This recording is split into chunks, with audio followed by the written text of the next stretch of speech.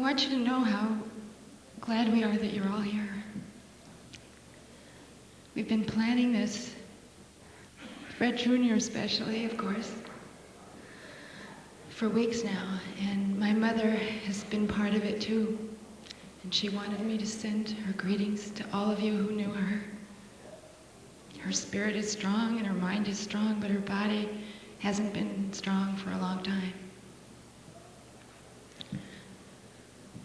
I was born in Cleveland, and some of the first sounds that I heard were Kei Ueda and Ann Kunitani and Hisako.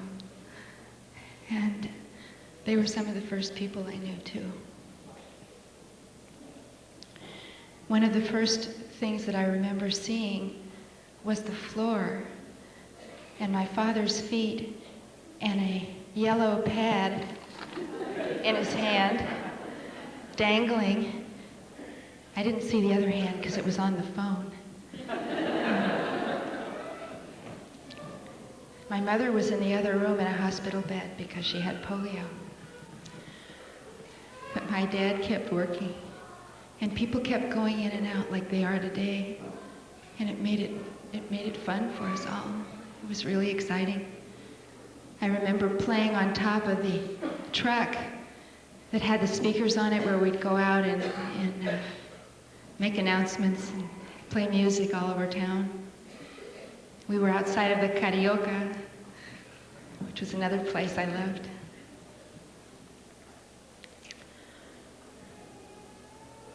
My father did have a private side, and we've been playing it for you in the music today, and we made a tape especially so you could hear some of the pieces that he loved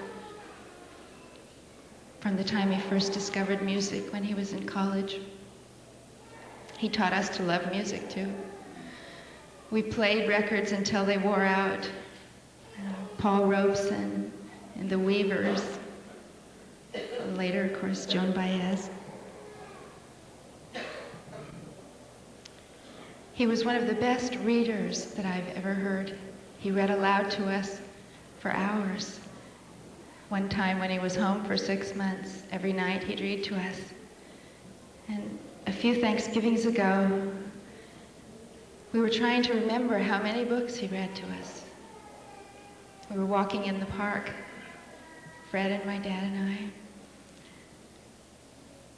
And we asked Rob later, and he added some, and we never got to the end of it. 13 Against the Odds, Freedom Road, The Three Musketeers.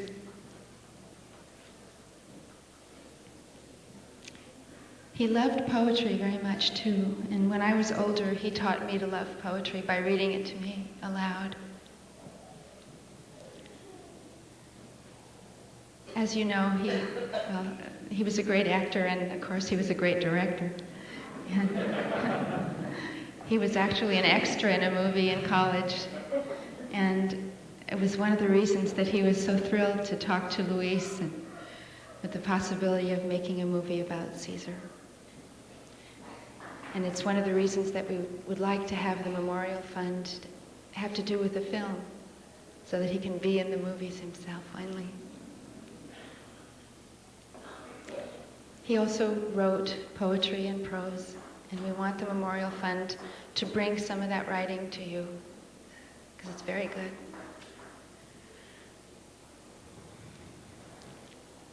In the last 4 years,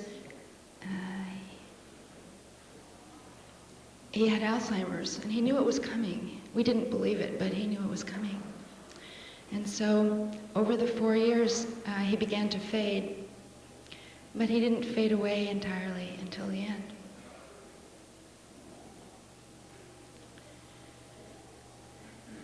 And in those years when his mind didn't work and he couldn't take action, he still had the things that were private that we shared with him. He still loved music. He sang again. He danced. He watched movies on TV. He had 2 girlfriends. He played the tambourine. And he watched the flowers wave in the wind. He showed me where he watched the flowers wave in the wind.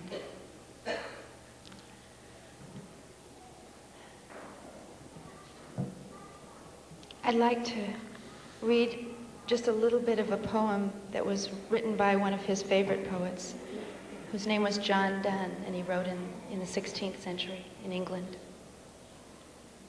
And I'm reading this for me and for my brothers, because we're alone now. And I'm reading this for you, and I'm reading this for him.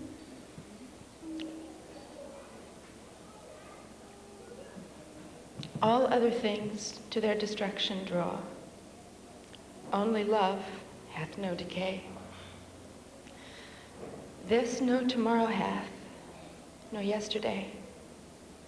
And running runneth not from us away, but truly keeps his first, last, everlasting day.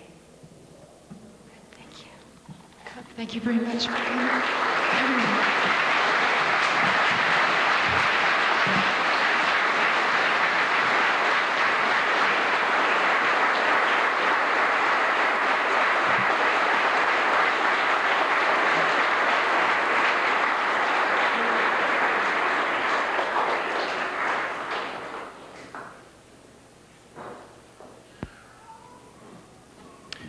As Jim Herman so eloquently put it, one of the great legacies to Fred is the work that Fred Ross Jr. is doing as executive director of Neighbor to Neighbor.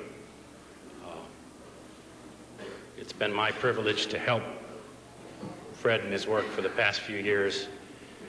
And like his father, Fred Jr. loves a good fight. And one thing I like is the twinkle he gets in his eye whenever there's a fight brewing. And by the way, there will be a fight brewing about health care. It's coming right after the election.